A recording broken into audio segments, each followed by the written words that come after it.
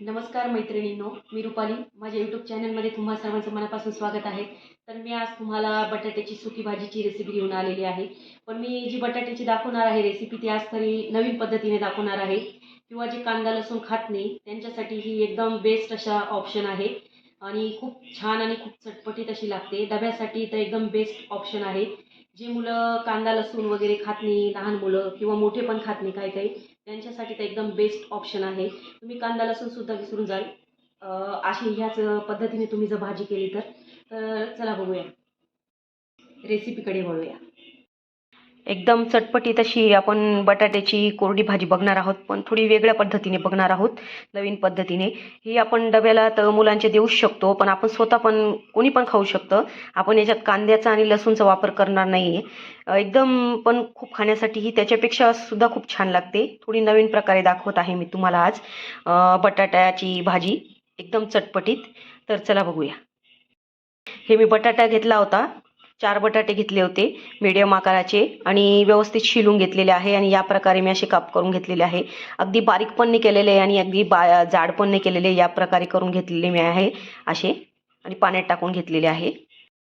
आपण आधी भाजीसाठी आपण एक सिक्रेट मसाला तयार करणार आहोत. मी इथं 1 चमचा मी बडीशेप घेतलेली आहे, 1 चमचा मी धने घेतलेले आहे, 1 चमचा मी इथं जिरं घेतलेलं आहे आणि हे आपल्याला हे तिघं व्यवस्थित भाजून घ्यायचे आहे. तुमच्याकडे जर काळी मिरी असेल तर ती तुम्ही यात टाकू शकतात, 4 ते 5. माझ्याकडे डायरेक्ट पावडर आहे रेडी, त्यामुळे मी तिचा वापर करणार आहे. तर हे व्यवस्थित भाजून घ्यायचं आहे आपल्याला. आपलं हे छान भाजून झालेलं आहे. याला अगदी 2 ते 3 मिनिटात व्यवस्थित भाजलं जातं हे सगळं. तर गॅस बंद करून दिलेला आहे मी. आपल्याला खलबत्त्यात जाड बारीक असंच कुटून घ्यायचं आहे.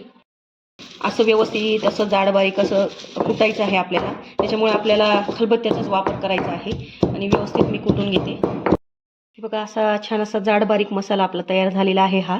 आता हा काढून घेत आहे मी. आता मी गॅसवर कढाई ठेवलेली आहे.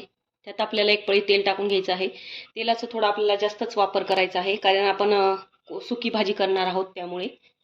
1 चमचा मी इथं थोडंसं जिरं आणि मोहरी टाकून घेत आहे. आता आपल्याला यात बटाटे टाकून घ्यायचे आहे. बटाटे आपल्याला आधी छान तेलात फ्राय करून घ्यायचे आहे.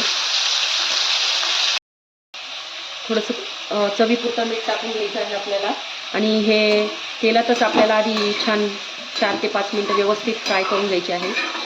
म्हणजे तेल असतं ना आणि मीठ ते बऱ्यापैकी आपल्या बटाट्यांमध्ये मुरत राहतं.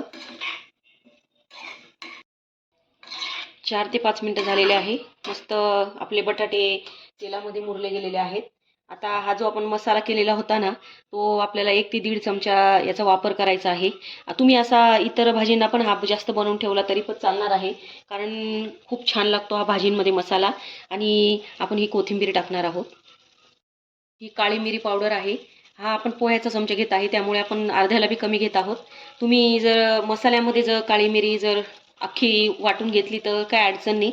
मी काळी मिरीची पावडर टाकत आहे यात. अर्धा चमचा मी इथं चिली फ्लेक्स घेतलेला आहे. याच्याने म्हणजे एकदम चव डिफरंट होऊन जाते आपल्या भाजीची.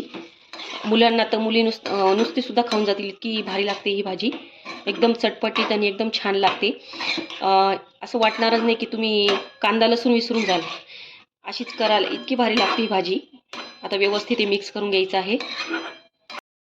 आपल्याला 10 मिनिटासाठी याला वाफवून घ्यायचं आहे. आपण जे बटाटे धुतले होते त्याचं पाणी आपल्या बटाट्यांना सुटलेलं आहे, त्यामुळे आपल्याला पाण्याचं काही गरजच नाही आणि तेल पण आपण भरपूर वापरलेलं होतं. त्यामुळे आता आपल्याला फक्त झाकण ठेवून 10 मिनिटं वाफ घेऊन घ्यायची आहे भाजीला. 10 मिनिटं झालेले आहे आपल्या बटाट्याच्या भाजीला. बघू शकतात तुम्ही. मी बघते, आता चेक करते. अगदी होऊनच जाते. बघा तुम्ही, हे बघा तुटतोय बटाटा, म्हणजे आपली भाजी एकदम रेडी झालेली आहे. गॅस बंद केलेला आहे. आपली भाजी एकदम रेडी झालेली आहे. एकदम चटपटीत अशी बटाट्याची आपली सुकी भाजीची रेसिपी तयार झालेली आहे मैत्रिणींनो. तर नक्की ट्राय करा माझ्या पद्धतीने. खूप छान लागते ही. मुलं तर नुसतीच खाऊन जाणार आहे, इतकी छान लागते ही भाजी. तर नक्की ट्राय करा डब्यासाठी मुलांच्या.